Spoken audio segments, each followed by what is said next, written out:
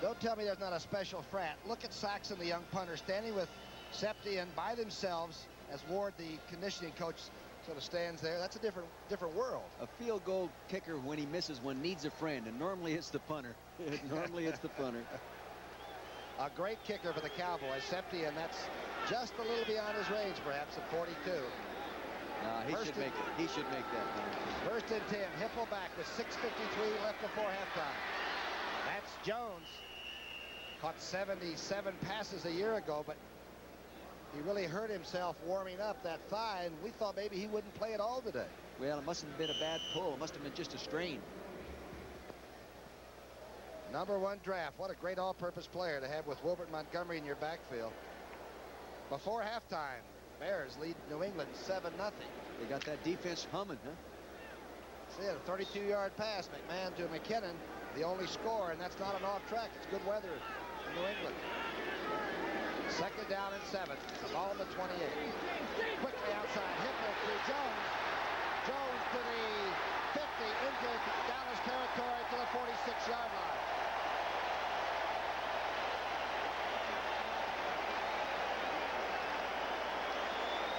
He should never be out there that cleanly. Evidently, Hagman, number 58, blew the coverage. You can say clean scale, number 47, going inside with a tight end, Reese McCall. There's Hagman, 58. He got fouled up in his pass drop, turned the fullback loose. Here he is. I would have to fault Hagman, number 58, for this. Now you got a truck horse here, 235 pounds. Bad tackle right there by Dexter Cleanscale, number 47. Good moves by James Jones. A 36-yard reception by James Jones. He had 125 total yards against Atlanta last week. First and 10 on the 46. The quick roll, reverse the throw. And Chadwick broke his pattern off. And Hipple is dropped at the 45. Jesse Penn, number 59, playing right outside linebacker, got some heat on Hipple and forced him to throw it. They had dog coverage, meaning man-to-man. If he'd have had time, he might have had a big one right there. Well, Jesse Penn has speed. They're really high on that guy. Number 59, Jesse Penn. 8 career pass interceptions as a linebacker, setting the school record for a person other than a secondary man catching, interceptions. Virginia Tech, yeah. Good football school. Second down and 10, following Hipple's brush with death. Here's the misdirection fake. Hipple with a lot of time. Good throw to Chadwick. Chadwick reversing, going to the 23-yard line.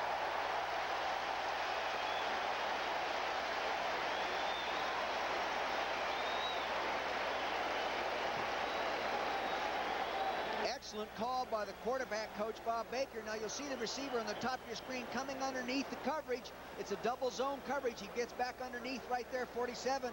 Dexter Cleanscale, see the big hole? He's not covered tightly because he's in the heart of a zone. The play action throws everybody else. Now he's a running back. Dennis Thurman has to make the play, number 32.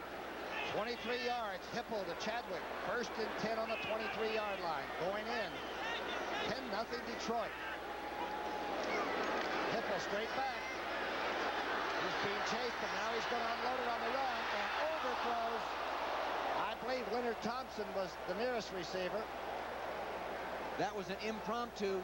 Every receiver has a scramble rule, and the pattern breaks down, and the quarterback starts to leave the pocket. They all have an assigned spot to head to, and in that case, I'd say Leonard Thompson went to the right spot. He headed to the end zone. Coach, can I ask you a question?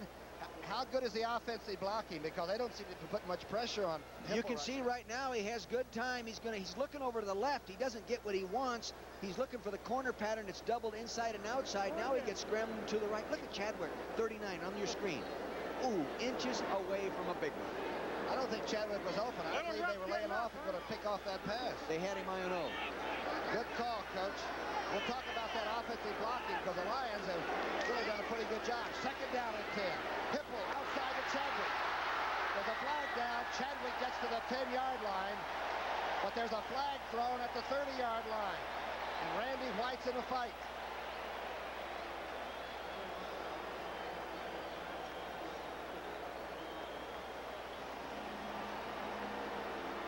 That's why the blocking perhaps has been so effective. Darryl Rogers does not like to have the headset on, Tom. Holding, number 72, offense, still second down. He doesn't like to have the headset, he says, because he loses the flow of the game. He doesn't like the play-by-play situation. Here's the holding.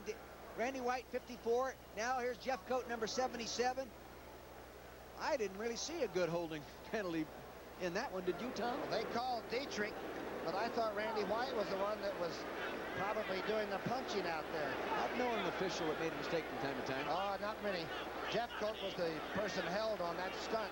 Second down and 20 on the 33-yard line. The draw play. Oh. Jones smothered by Jeff Coat. That's the Arizona State guy that Darryl Rogers used to coach. Yeah.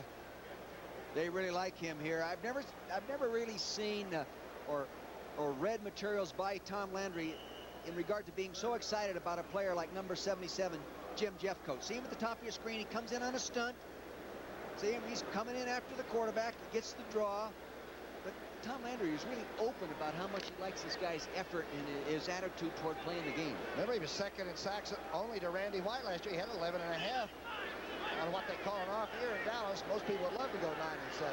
Coming It's after. third down and 21. Hipple to McCall. Far short of anything needed for a first down.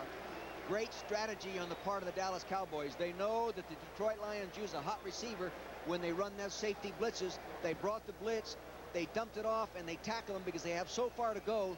They can't possibly make the first down on a little looky.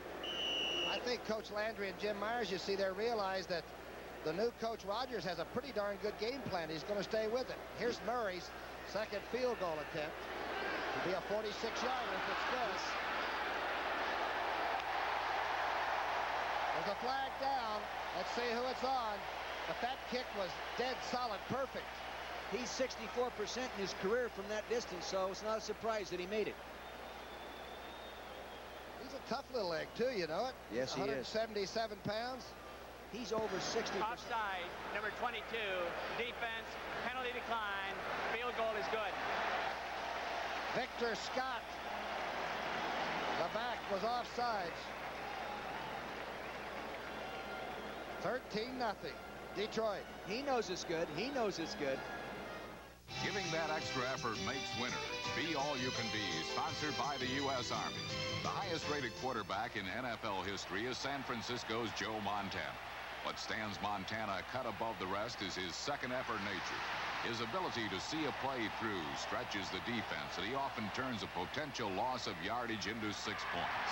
By always seeking every possible way into the end zone, even at the cost of sacrificing his own body, Joe Montana is the best he can be.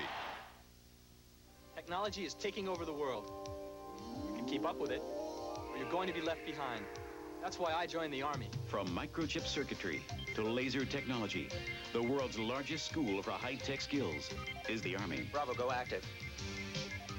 Bravo, lock, 05. Be all that you can be. I don't intend to get left behind. Find your future in the Army. Eddie Murray from Tulane just got his 501st point. Only puts him third on the all-time Lions scoring list. He is quite a kicker. I tell you, this guy is quite a person. You know, he's won the Miller Man of the Year award or nominated for it for all the activities and his contributions to charities and time and all that kind of stuff. He's really a well-rounded guy, Tom. And the second all-time percentage kicker in this league. He's going to hang around. He's young. He's just getting it started. I think I'll become his agent. That's what we're going to be in our next life. We're going to come back as an agent, right?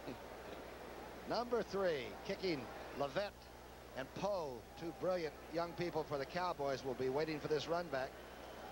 A hand is up from the 35. This is a high kick, very, very high. That is Poe at the 9. Poe looking for the wedge, and it disappears. Number 36, Meade, the running back, made a good tackle.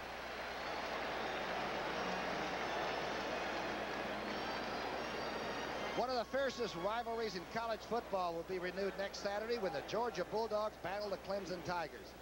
You know you can expect hard hitting in that when these two teams go. They've split the last 3 meetings. Don't get mad at me for not knowing math. That means that each one has won and they've had 1 tie. Georgia, though, came from behind last year to win 26-23. Don't miss it. Clemson, Georgia. Saturday at 3:30 Eastern Time, 12:30 Pacific on CBS Sports. From the 14-yard line, 1st and 10, Danny White. The screen pass to Dorsett. He's got blockers. Good defensive play. Harrell, the linebacker, somehow got under the blockers and made the stop. Danny White's getting knocked around a little back there. Now, this is a screen. Granted, they're going to let some people get after him, but big Bill Gay, number 79, old Will Gay, beats Posderick to the outside. He gets the screen pass off, but he still accepts the punishment. That grows on you there in that 3rd and 4th quarter. I'll tell you, I think Dallas is sleepwalking. Mentally, they're not in it right now. Could be. 2nd down and 7 on the 18th. White across the middle.